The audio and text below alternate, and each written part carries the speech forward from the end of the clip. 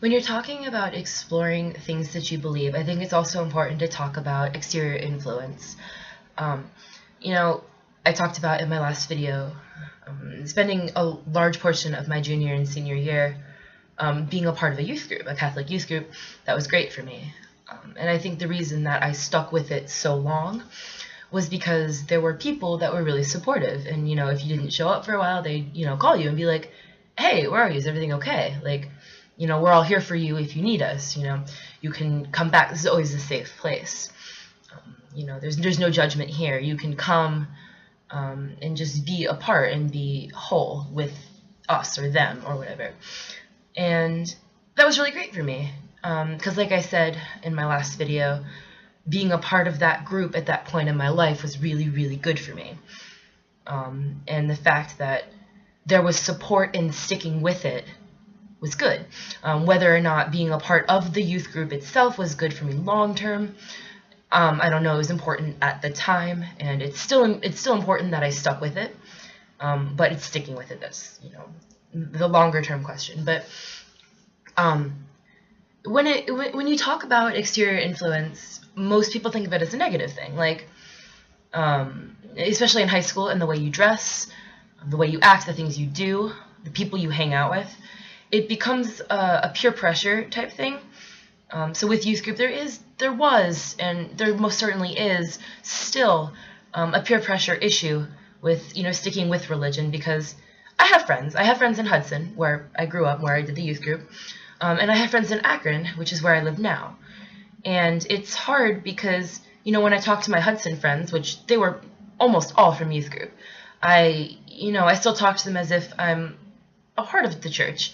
And I don't know if I am or not, but, talking to them, we talk about prayer, we talk about church, and it's not necessarily all we talk about, but it's definitely a factor in that friendship. So I still pretend, or in that moment am a part of that group of people. And then, there are the friends that I can talk to about agnosticism and, atheism or philosophy separate from theology. And that's great. And then, there's the friends that I'm really close with that kind of know that I'm stuck in limbo. And it's really hard sometimes because, there's only that select few people that I can be like, I don't know if I believe in God. I don't know if any of that's real. I don't know if it's not real. And if it is or if it isn't, how much of it is real and how much of it isn't. What's important, really, depending on which side of the God wall I decide that I'm going to stick with. And it's rough because, I have all of those friends from Hudson that I really value them. They're great people. And even if I decide that I belong on the other side of the God wall, I would still love to be a part of their lives, and I still like for them to be a part of my life. But, there's always that fear that they're going to be like, oh, well, she was fake. All those times that she helped facilitate retreats, or that, she would give talks or whatever, or do whatever I did to help out with the youth group. And there's just that fear that, once assuming I do cross over the God wall, that I will lose those people. And I think that that's one of the faulty features of the religion group, because, it's inherent and it's, this is right. And yeah, there's the whole, bring people to the faith. But for someone like me, who was very much a huge part of that faith group, and then, left by choice or discerned out, I guess wouldn't be the right term, but for lack of a better word, there's so much lack of understanding there, because I'm currently trapped on this side of the God wall, I can't say to those people, you're wrong. And even if I do decide that I belong on the other side of the God wall, does that still give me the right to say that they're wrong? Because I don't think it does, because we can't know. And I think it's very important that, no matter which side of the God wall that I get myself nestled on, that I don't become that salty atheist or that salty Christian that's like, you're wrong or you're wrong, because I don't like the idea of having a firm yes or a firm no, because I like the idea that there is leeway, that there is no for sure answer to that question, because it comes down, it more comes down to, the fact that science can't prove religion, and that's okay, because science can't prove the string theory. I mean, well, they haven't yet, but does that mean it's not there? No, it very well could be there. Does it much matter? I mean, yeah, kind of, yes, no. So if I nestle myself on this side of the God wall, whether or not God exists, doesn't actually matter in that case, to my, being, but that doesn't mean it doesn't exist. And when you also talk about external influences, you're not just talking about teachers, family, friends. You're talking about books and media. If you flip through, CNN news channel, you're oftentimes not going to hear much about, oh, you guys should all pray for this, or you should all pray for that, or don't pray for that. If you're looking for that type of news influence, you're going to go somewhere like EWTN, because that's where that is. And according to society or secular beliefs, everything should have their place. And I actually agree with that, because, if CNN and local news networks were all intent on talking about religion and, going about things in a spiritual manner, or, dogmatic beliefs, it would become very, very hard for the non-religious person to understand the news or to even be a part of it.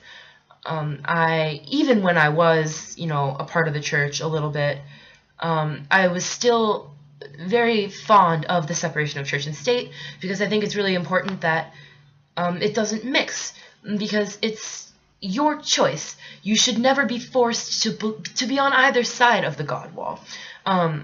Being your own person is important, and the fact that I was a very firm Catholic, and might no longer be, is my choice.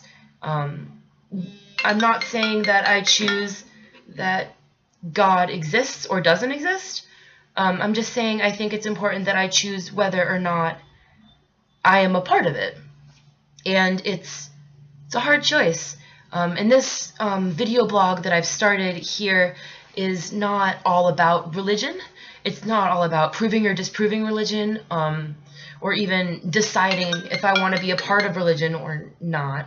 It's more about exploring potentialities. And I think it's going to get miscommunicated, and it definitely will have some kind of a gray area, and I'm sure there will be a wonderful shitstorm in the comments, which is great. I love that kind of stuff. I get plenty of it because I'm a part of both the Secular Student Alliance and the Newman Catholic Campus Ministry, so I get lots of that stuff, and I love being a part of both because they're both really great firm communities, and there's great discussion in both. And I think, with some of my friends, I can have open discussions where I can both argue for and against spirituality. I can be devil's advocate on both ends at the same time. And there are times when in debates I can say, I don't know where I stand. I don't know if that's important to me, and I don't know which side of the God wall I'm on in that area. And I keep referencing the God wall, and I don't mean that, there is a God or there isn't a God, or that, if you're on one side of the wall or the other side of the wall that you have to believe a certain thing. For me, the God wall just means I believe in God or not. I think there's a huge spectrum of, different degrees of believing in which side of the God wall that you're a part of. And I'm just really excited to start exploring this and to start making some of my own discoveries, because I think philosophy and theology are so interesting, and I think a lot is written about it and is understood about it, but so much isn't. And there's no way to understand it all, because we have such a large consciousness, and I think being a conscious human, which we all are, we need to explore it. It's like, we don't just sit and accept things, which so many people do. And part of me is frustrated because that's the way religion is. Very little of it is up for, discussion or debate. and that's one of the reasons that I'm really excited about exploring some of the other things. But I have to be careful not to cut ideas off just because they're concrete topics. Keeping an open mind is important. I'm going to put a couple more videos up as introductions for this channel. I don't know how often I'm planning on uploading. Like I said, at least once a week. It could be more, could be less. I definitely write on my written blog on Blogger, which I will probably put the link in this video also. After that, I don't know. And I think I'm gonna, I know Google Plus is never gonna happen, whatever, but I think I'm gonna put a bunch of links on the Google Plus page as well, because that's gonna be like a common ground that brings all of my things together. I think I'm gonna make a Facebook page too. I don't know, we'll see how it goes. I just kind of had this idea yesterday. I want to start video blogging, so here I am. If you're watching this, great, thanks. If you're looking at my horrible lighting, I have a desk lamp behind my laptop. This is my webcam. And the lighting's pretty crappy, and I think at some point I would like to get a better camera. But that's not important to me right now. What's important to me right now is discovery for, you know, whatever cheesiness. Thanks for watching me ramble. I will see you soon. I almost always have tea. Bye, guys.